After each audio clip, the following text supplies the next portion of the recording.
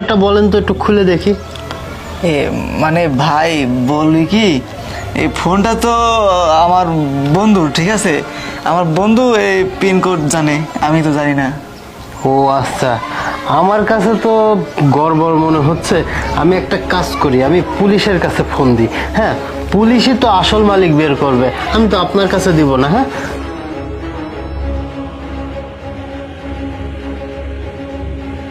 আরে বাঁচতে হলে পালা পালা, পুলিশে ফোন দিতেছে তারা, পুলিশে ফোন ভাগ।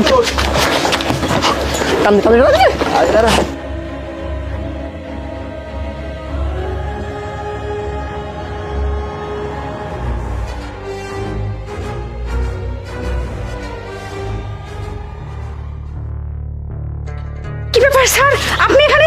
ভালোই হয়েছে আপনাকে পেয়ে গেছি স্যার। এই জায়গা থেকে আমার ফোন আর টাকা হারাইছি। এই যে ব্যাগের মধ্যে ফোন আর টাকা ছিল, এই বাড়ির ভিতরে আমি দিয়েছিলাম, এখান থেকে হারাই গেছে। ও আচ্ছা, তার মানে টাকাগুলো আপনার? জি স্যার, টাকার ফোন আমার স্যার। আচ্ছা ঠিক আছে, তাহলে বাড়ির ভিতর চলেন। আচ্ছা ঠিক আছে ঠিক আছে, চলুন। চলুন। এই এদিকে আয়। আরে হ্যাঁ, পুলিশ সাহেব চলে আসছেন। এদিকে এদিকে এদিকে। এই যে এখন তো ম্যাডাম এগুলো, হ্যাঁ এই তো, এইগুলো তো আমার টাকা আর আমার ফোন। হ্যাঁ হ্যাঁ ঠিকই আছে। কি তার মানে আপনি আমার টাকার ফোন চুরি করছেন? হ্যাঁ আরে না না ম্যাডাম, আপনার ভুল হচ্ছে। এই চুপ, একটা কানের নিচে মারবো। ভুল হচ্ছে না? আরে টাকা চুরি করছিস, দুইটা ফোন চুরি করছিস কেন? হ্যাঁ আরে না, এই বাসা আমার, এগুলো আমার বাসার উঠোনের ভিতরে রাখা ছিল।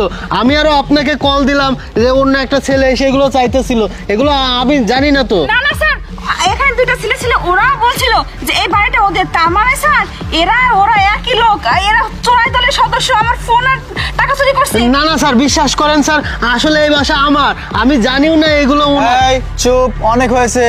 এর আগে দুটো ছেলে আসছিল, ওরাও বলছে এ বাসা ওনার, তুইও বলতেছিস না? তার মানে তোদের তিনটার মধ্যে ঝামেলা আছে। আর দুটা কই কয়? স্যার আমি ওই দুইজনকে চিনি না স্যার।